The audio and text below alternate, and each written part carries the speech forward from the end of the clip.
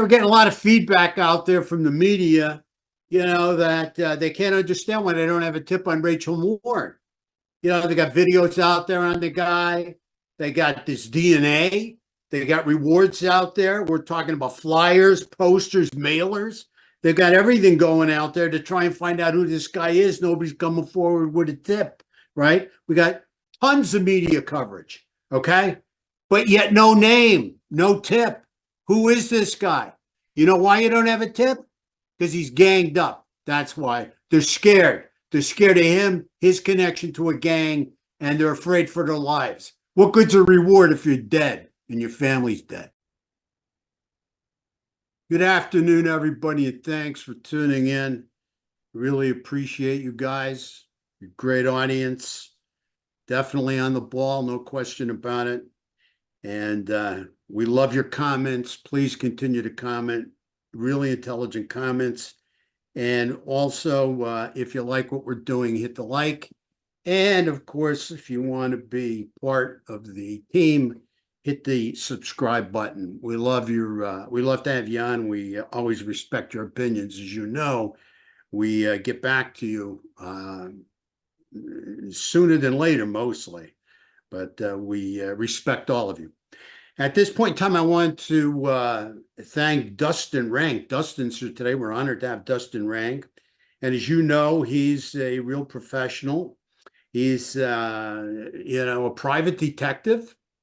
He's also a tattoo artist, really an artist in general. I mean, the guy knows a lot about art. Dustin really has it together. And especially he knows about gangs.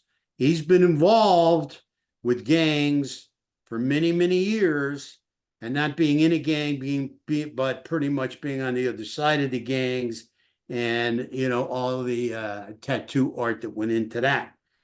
So they've shared some intimate moments with Dustin, and he's a real pro on this. Dustin, welcome. So good to see you. So good to have you. Great to see you, John. Man, I'll tell you.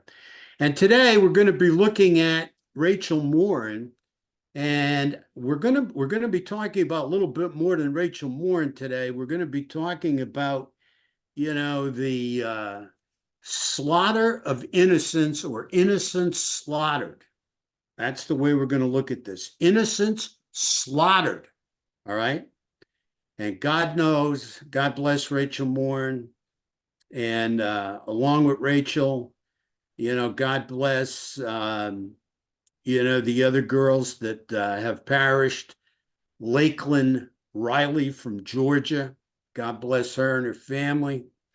And recently we have Jocelyn Nungaray. I think I'm pronouncing it right. If I'm not, I'm sorry. It's Nungaray from Houston. And we really, really want to send our deepest condolences out to their families and friends. These girls were innocents slaughtered, okay? And, when we're looking at these victims, what jumps out to me is, budding serial killers, illegal immigrant budding serial killers that couldn't be vetted, should not have been in this country. We want people to come to this country that want to have a better life and want to bring some good morals and values to this country. We really don't want child killers coming to this country. One thing I have to bring out, there will be no closure for these families. They'll get justice, I'm sure, but there will be no closure. The bottom line is you're looking at a situation where people will have a perpetual hole in their heart. These families, the families of these victims, and there's many. With Rachel Morin alone, we're talking about 5 children and the different relatives involved. And, with Jocelyn Nungaray, I don't know how many, and talking about Laken Riley, from Georgia. I have to tell you, I don't know how many family and friends this is affected for her, but it's too many. This is too many. Out of these three women, this is too many. And I know some were girls, and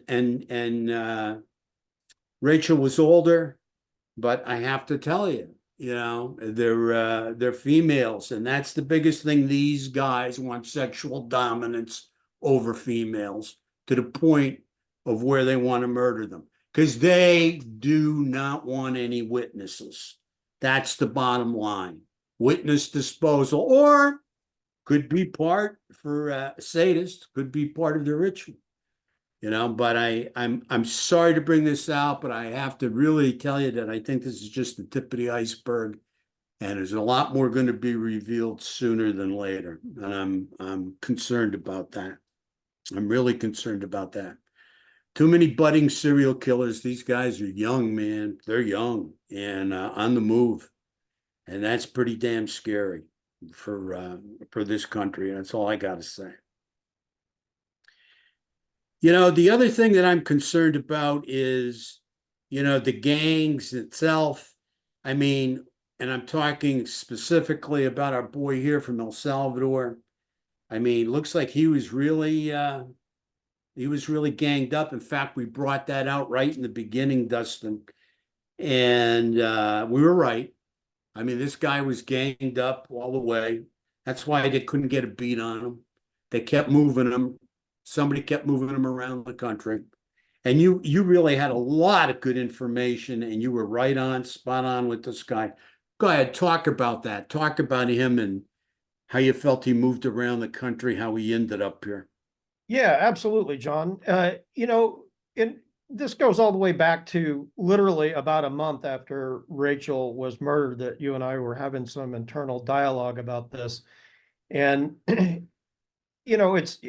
you got to think about this from like a logistical standpoint. And the reason that I was thinking that, and the thing is too, what's important is all the way back in September also wasn't just a gang connection, but we did tie him to MS-13 all the way back then. And the reason why is we didn't know about El Salvador back then, but what I happen to know was, MS-13 is a international set, and they've got a big power base. That's, they came from El Salvador. They, made some alliances in LA, like a lot of gangs do to protect their own, and they flourished, and they're extremely violent. But they also have a power base in Maryland, in Baltimore. And as a matter of fact, and I'm going to deviate for just a sec, just as of a few months ago, authorities there in Baltimore arrested another 23-year-old MS-13 gang member for assault. And he's currently being held by the ERO, which is the Enforcement and Removal Operations part. It's kind of like what ICE and customs and all of those guys lumped in together. But anyway, and we know now that this guy was contacted several times trying to get across the border. But you got to think, okay, why, how does a guy, we're looking at LA, right? This huge population base, got a huge gang center, and we're looking at that address down there in South Central. And even though the house itself, now when you're looking at a gang map, I mean, territories are literally divided down into blocks. It's not massive territories. Now there's alliances that'll overlap, et cetera. But, when you got somebody committing that type of crime, and I mean, we're talking about serious gangland down there. And it doesn't mean that everybody's, in South Central LA or East LA is in a gang. It just means there's a lot of, they control a lot of stuff that moves in and out of there. They got a lot of, have to do with a lot with the economy, with the drug trafficking, the sex trafficking, you name it. If it's bad news, they probably got a hand in it. And you gotta, as we're talking, back then, how is a guy moving in and out of gang territory? I mean, we looked at that house together, John, and geez, the line of sight. I mean, you couldn't be any more high risk, and not just from the gangs either, but from the neighbors. So we talked about this back then, that this guy he's got to have a seriously high tolerance for risk. And we know now for certain that he does, because we know he's got at least one more body tied in El Salvador. He's got Yeah, this. he's suspected of one in El Salvador. Yeah, exactly. But then, this breaking and entering thing happens in LA, but then this dude is on the lam from March to August. It's not that easy to move around in this day and age. Hell, this ain't the 1970s. It's not the 1960s. I mean, we've got digital technology, we got facial recognition, we got cameras everywhere. And I don't necessarily mean like New York City, which is literally littered with them, but you got highway cams, you got toll stuff, toll cameras. I mean, you got people, that are trained, working at at the airports. I mean, it's a different scene. So how is this guy moving around? Because you don't just go, from committing a high-risk burglary in LA to being in the wind, and literally nobody knows where you are unless you're connected to something, because you got to understand that these gangs they got alliances, they got money, they got power, they got the intimidation factor. They can do anything they want, and you're not going to say anything about it because they got no qualms about taking out your entire family if you don't cooperate. So in my mind, as we were talking about this way back then, and especially as this case started to evolve, that there was just no way this dude was just some street level banger. And there was a lot of chatter too, that people were like, oh man, that guy can't be in a gang, he's not inked up. And we talked about this too on the show and internally, that these guys are going through a pretty heavy rebranding, because being in prison and law enforcement, like that, this exterior violence, it's bad for business, and money is the name of the game. They're still going to need those guys. They still got to have the street soldiers for sure, because you got to have shot callers, you got to have enforcers, and all of that stuff ties back to the prison system too, not just in this country, but overseas and in Central America and South America as well. I mean, it is tied together like you wouldn't believe. So as this guy is moving around the country, it's the only thing that would have ever made sense, because he's going to need money. He's going to need connections. He's going to need transportation, and he's got to be low. He's got to have a place to stay. This guy's obviously not sleeping on the street. So it was just it's answering the kind of the how and the why question all at the same time about this guy. And I can't give law enforcement enough credit. Now, regardless of what I know about gangs, I got to believe that law enforcement was probably pretty hip to this early on, because they didn't just, somebody didn't just dime some dude in a sports bar in Tulsa. I know exactly where that place is. And so my perception of it is that they've probably been maybe a half step behind this guy for a little while, because he's been on the move. But when you're trying to get to a guy with gang, street connections are extremely powerful, and they're extremely resourceful. So the fact that this guy could keep moving around doesn't surprise me at all. What the big question I have at this point, John, is, this guy's been in the weeds for a while, and we know he's got this extreme, thing for high risk behavior. And what's been going on between Rachel and now is going to be the next big why question. Because I can't picture this dude having enough self-control to lay low at all for that kind of period of time, especially after, he's got, the thing in El Salvador, we don't know that for a fact. Allegedly, he's got a murder tied to him there. We know for a fact he's got a B&E, because he left DNA in LA, and we know for a fact that he's got DNA in Maryland. But there's some pretty big gaps in between that timeline. So, man, what has this guy been doing? It's nothing good. So that's kind of how you and I arrived at, piecing those things together.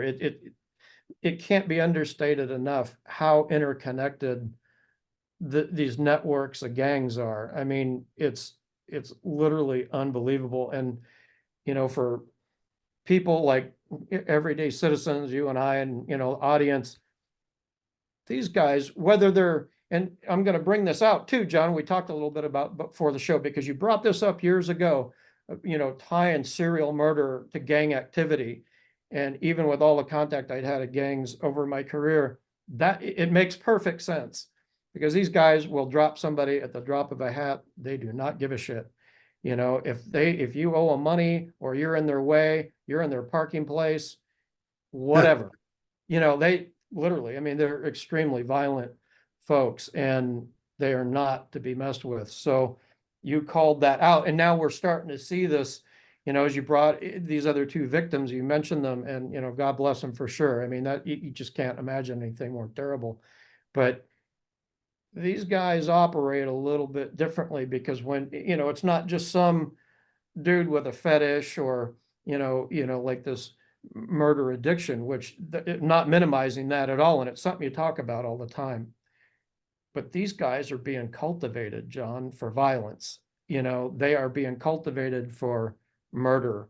They're being cultivated for, how they treat women, in the sex trade. Like, it's that control thing, and it's tied back to money too, and control. It's a really horrible deal.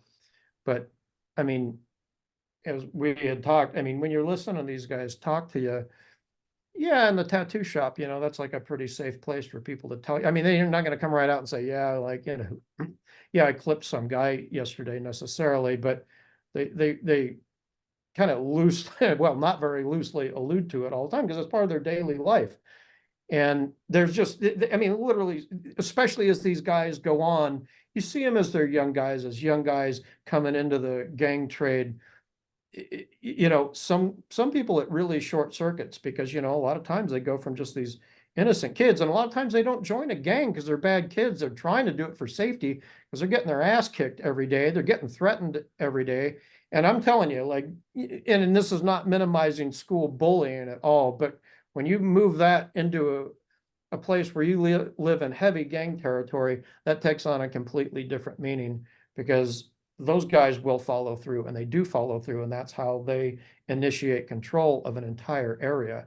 And these guys have a flatness to them when it comes to talking about putting in work that is it's just chilling. I mean, they literally do not give a shit, and they talk about it in a way that is, it's very braggadocious. That is part of their resume, and they are trying to build it, and they don't care how many bodies they put between day one and whenever they get caught. And that oftentimes continues into prison too.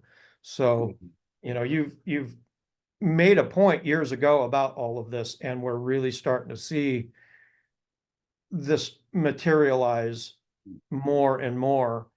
And not just with the examples that you gave, or this guy that they've recently captured in Baltimore, but if that's just a tip of the iceberg when it comes to this gang connection. There's like illegal immigration gang connection. And you're right, most people from other countries, like, they want to come here because they do work hard, and they do value family, and they value a certain way of life, and they're very good people. And as I have a lot of connection to the Mexican American community, and none of those guys are gang members, and some of those folks are even more American than a lot of Americans I know, because they're so proud to be here.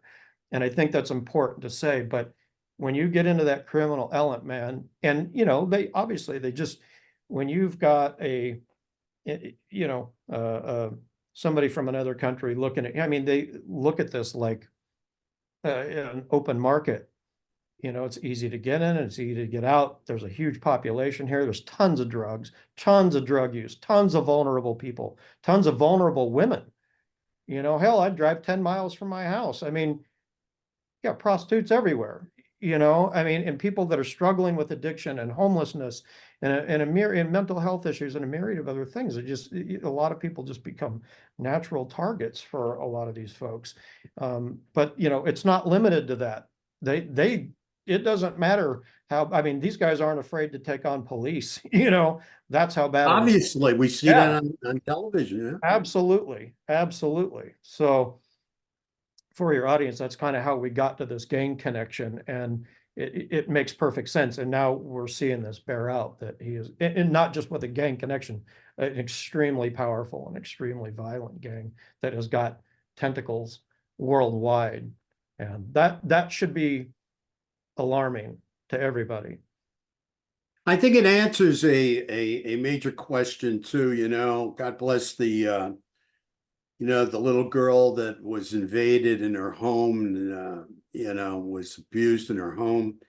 And I think she was there with another adult, a relative. I don't know if it was her mother or who it was, but I mean, they must have been so scared and so intimidated by Oh this my guy. God. And luckily for them, because this guy obviously is a suspect in a murder in El Salvador, so he decided to leave them alone and just leave.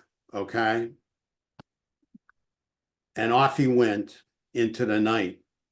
But they had to feel so intimidated by him because, they know better than we know living there about the gang activity. And for somebody to be just marching around and, attempting this high risk, intrusion and invasion, I mean, he's got to belong to somebody somewhere somehow.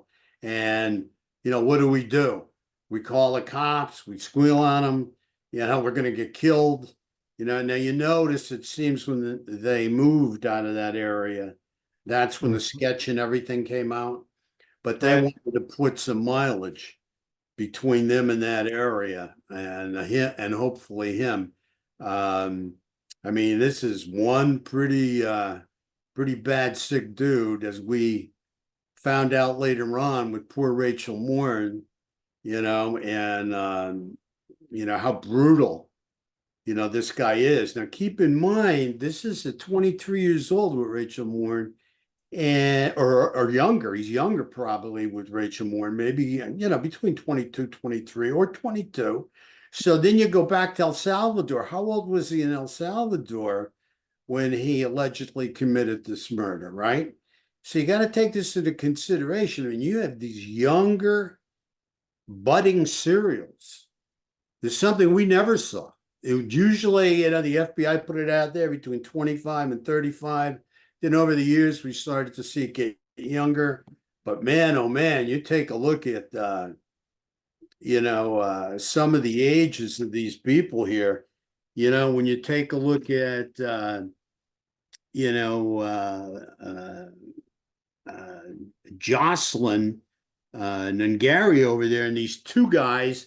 And what I want to say is that back in the day, we used to look at serial killer teams as being 10%. The 10% of all serial killers, sexual serial killers, worked in teams. Today, I'm hearing it's more like 20%. I believe it's somewhere between 15 and 20% for sexual serial killers. They work in teams, okay? But this is what happened with Jocelyn Nungaray. Gay I'm sorry if I'm pronouncing the name wrong, okay? But I'm trying to pronounce it right. In Houston, and you're looking at a situation where you've got these two young guys. I don't know how old they are, but they're young, and they made a move on her. Did whatever they wanted to do to her, and then they killed her. Right. So where were they going? Where were they going if they got out of there? Where else in the United States were they going? Because the urge for sexual violence, for sexual dominance that comes over these guys is incredible. And then and the younger they are, the harder time they have dealing with the urge. And especially if they're abusing any substance, because that inhibits them even more. Okay. And they're more likely to take a bigger risk. Okay. So out of the three of these suspected killers, I have got to tell you that definitely the only place they were going was off to their next victim.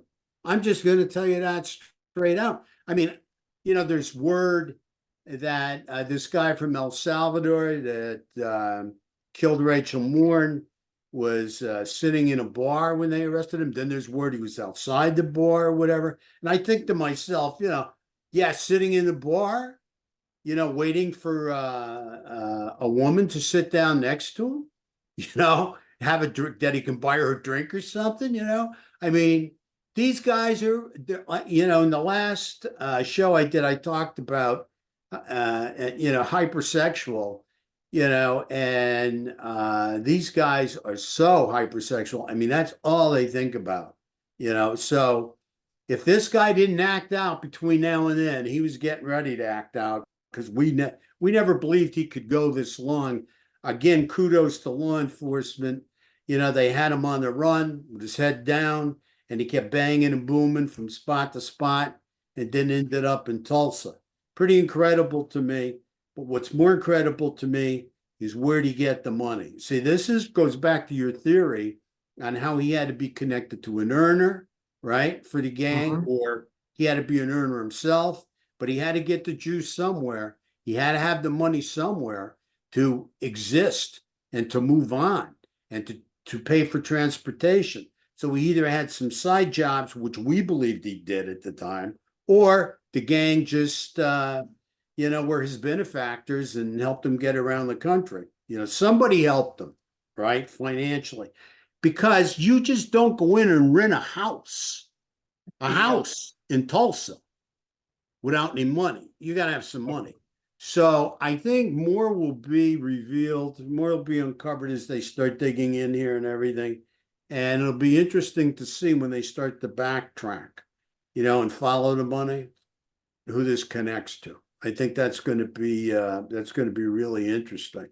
But intimidation, I think, played a big role in that break-in in L.A. Um, You know, I think the other thing that is really very interesting is, you know, the amount of people that have popped up on the radar so soon that seem to be budding serial killers. Now, if you've noticed, folks, we haven't mentioned any names here. I will not put their names out there. I'm not going to go and make them infamous or famous by putting their names out there of these killers. Okay. You pretty much any of you that are involved in true crime, you know who we're talking about here. I don't believe in putting their names out there. All right. As far as I'm concerned, these guys are scumbags. Anybody that's going to, you know, focus in on a young child or a woman out for a run and you know, beat them to death. Uh, One of the younger children, I think, was tortured here. Um, I mean, I just think it's just too deplorable, you know, to put their names out there. You know, let them rot in jail. I mean, after this, and hopefully, you know, there's some people in jail or in prison that aren't happy with people like this, because I think that's another reason why the gang kicked this guy out of El Salvador. You know, I mean, they don't want somebody like this around. A guy like this is bad for business. You know, a guy like this is really bad for business. Big You time. know, and they probably wanted to separate themselves from this guy pretty quickly. So they said, "Oh, you got to go into the, you know, get out of here, go to the United States or whatever. Can't stay here. You're, you know, and you know, from what I understand, law enforcement's moving pretty heavy over in El Salvador, trying to make a dent in the situation over there. So this guy got up and left. But you know, again, I can't talk enough about the families and the friends of the victims, families and friends of the victims. I mean, they are left with a perpetual hole in their heart. Yeah, they'll cope with it better over time, but especially if they have kids, other kids. But for some of them, I mean, they're never, ever going to forget their child. I mean, so there's no such thing as closure. Nick's closure. Yeah, there might be some justice, may get some closure from justice, but you know, not in especially in these types of savage murders. I mean, it's just not going to happen, you know. So we'll stay tuned and we'll see what else pops up here. What jumps out at you when you're looking at this and we're coming to the end here? I mean, you know, it's just unbelievable. You know, that we see these cases popping up, but with Rachel Morin especially, what's unbelievable for me is the great work that the families and law enforcement put into going after this guy and finally apprehending him. And it was a complete team effort with the family, the FBI, local law enforcement. I mean, kudos to Maryland, and I'm glad Maryland doesn't have a death penalty, because I could see this guy, if he does get convicted, just appealing and appealing and appealing and appealing, and then it'll be 20, 25 years later, by the time he would go to death, he would receive an injection or something, and it would be like $15 million later spent on his legal bills, fighting the execution and everything. So I'm glad Maryland has it. I think it's important. Throw the guy away and let the people in prison get a taste of him. There aren't any. He won't be around any women in there, hopefully. So, let them get a taste of him, because these guys are evil. This is evil personified. Evil personified. There's no question about it. Is there anything else you have to say, Dustin, on this? Yeah, you kind of piggybacking on what you were saying there, John. I think it's really a lot of credit, as you said, needs to go to law enforcement for sure. And you got to think, this guy being connected to that powerful of a gang, we know his gang most likely wasn't diming this guy out. So the street intel was, and they're never going to make those people public, fortunately, because that's a complete death sentence. But I am going to give those anonymous people a big shout out, because without that street level intel, I mean, again, they didn't just roll up on this guy at a bar randomly. I mean, they're following leads, and they're following leads from people on the street that are either had contact. My opinion is that it's people that knew who this guy was, in some way, form, or fashion, because they're not just going to say, well, there's just some random Latino guy that made me feel creepy, and nobody's, law enforcement doesn't have the resources to follow up every single, random lead like that. So those leads have to be pretty specific to get from law enforcement from one spot to the next. And that takes a lot of, it takes a lot of courage to do that when you're dealing with law enforcement in the capacity of, we are tracking a guy who, is a high, got a Jones for high risk behavior. He's got, suspected of one murder, an assault, high risk assault, and another murder already to his name at 22, 23 years old. It takes a lot of courage to point law enforcement in a direction. I suspect they probably even knew, probably early-ish on, maybe a little bit more about this guy than we think. I mean, I'm sure that will come out, but you can't compromise an investigation. So it's important for people to, give these guys a little bit of slack. They're building a case as they're tracking these leads. They can't release that information. They can't compromise the people that are giving them intel either, which is massively, massively important. As we've seen, they got him. And that is, like you said, that is teamwork. When we're working together and standing strong together, like, yeah, you can combat evil that way. And I think that's an important thing to mention. And, a lot of props to those folks, whoever you are. That's a lot of sack for sure. Yeah, I mean, really, really incredible. And,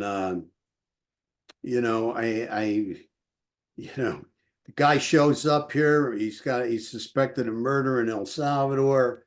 God knows how long he's here. He does a home invasion, right? An assault. Those people are so lucky they're not dead. He leaves there, and then he ends up in Maryland, comes across poor Rachel Morin. I mean, and then you could see the guy was just, complete barbaric evil demon, because of the way he assaulted her, planned it out to a certain extent. I got to believe he was living, as we talked about, with relatives, somewhere right around there, because you have to see to covet. If you can't see something, you can't covet, you know. It's like Yeah. in Silence of the Lambs, you know. You got to covet what you see, and it's that simple. It's that simple. So I got a feeling we're going to learn a lot more about this, hopefully, sooner than later. You know, of course, there's going to be a trial coming up and everything. I want to see what this guy says. I want to see what he uses as a defense here. That's going to be interesting. Yeah. You know? Yeah. Yeah. I think it's interesting too, John, you know, since we've got this guy's in custody, you know, we've got a connection to one of the most powerful gangs in the world. You know, and this goes back to an early conversation that we had about him either being a relative or connected to a power broker or himself an earner. Because otherwise, you know, I mean, why wouldn't they have, if this guy was so bad for business, why didn't they just take him out, you know? Because we see that in lots of criminal organizations where you got a loose cannon that's drawn too much attention. Now, in a place like El Salvador, I kind of get, you know, it's a much smaller country, the population's much lower. It's a different ball game down there, but it's going to be interesting to see what light gets shown in this guy in his past and his timeline, because man, that's a dangerous cat right there. Oh, absolutely. And all of them are dangerous. You Absolutely. know, these three people we talked about, these three predators today we talked about, you know, that killed these three women, Mhm. girls and women. I mean, you know, they're extremely. I mean, they're budding. They're just coming up. I mean, they're just getting started. You Yeah. know, I mean, and we know that over a period of time, these guys achieve a pretty high body count, and Mhm. it's 99.9% women, females that end up being the victims, and then families left to go on with major holes in their heart, perpetual holes in their heart. For sure. So anyway, thank you so much as always, to our audience. We so appreciate you and thank you for tuning in. Most important, take care of yourselves out there. Stay vigilant, stay on your toes. These can be dangerous times. And most importantly, take care and God bless. And God bless you, Dustin. Thank you so much. Appreciate it. Yeah, God bless you right back, John, and thanks to your audience as well. I appreciate all you guys and, you know, all the great comments and reaching out, you know, via email with questions and throwing some thoughts my way. It's very much appreciated. So thanks. Thanks to all of you. Have a great day, everybody. Until next time, God bless. Take care.